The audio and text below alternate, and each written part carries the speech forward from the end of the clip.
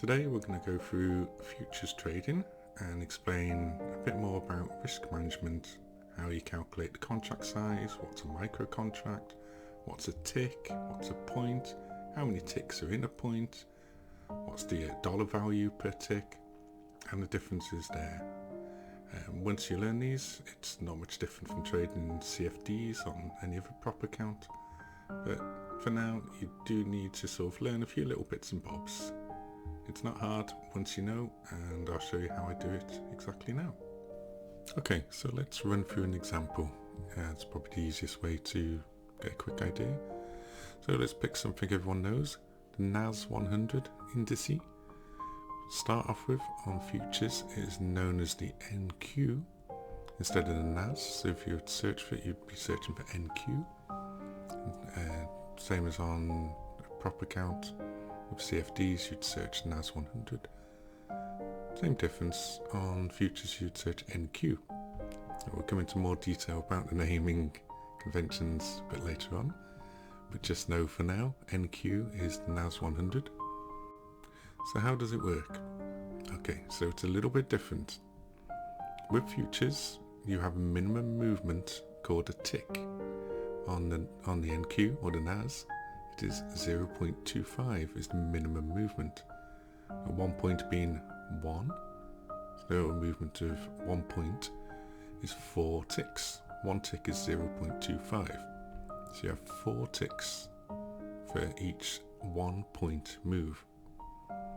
So a 10-point move would just simply be 40 ticks. No problem, that's fine. We can do that. Now, this is where it's a bit different, because the contracts are priced per tick. So in the example here, the NAS or the NQ, 1 tick is valued at $5. So if the NAS or the NQ was to move 1 point, that would be 4 ticks it's moved, and each tick is $5. So 1 point would be $20 move. So if you had a 10-point move in the NAS, then that would equate to $200 movement in your contract. So it's simple as that, kind of like lot sizes, but the difference is they are different on each asset. Whereas the NAS is $5 per tick and there's 4 ticks per point. Other assets like pound dollar and euro dollar are different again, and we'll go into them.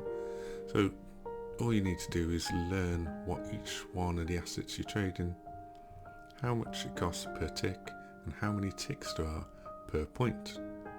And then you can calculate your risk per trade based on how wide or how far your stop loss might be.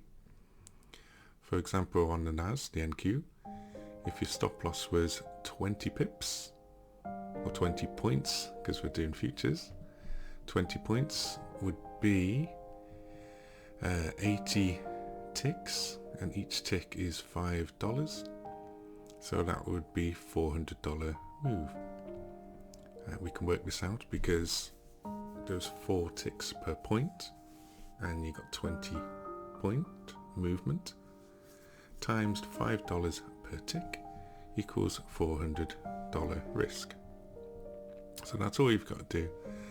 What I tend to do is I have a little table on my charts, which I'll show you after.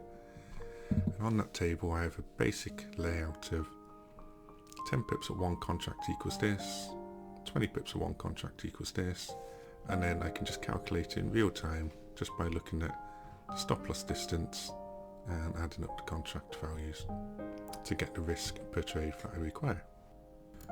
So here's a quick example. The NAS 100, as we discussed, is NQ on futures. The minimum movement is a tick, and a tick on NQ is 0.25 of a point, so a quarter. And 1 tick costs $5. A 1 point move is therefore 4 ticks.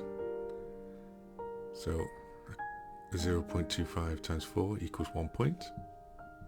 So if your stop loss was 10 points in any direction, then your NQ gain or loss would be 10 points times 4, because there's 4 ticks per point, times $5, per tick equals you'd be risking $200 on that particular trade there.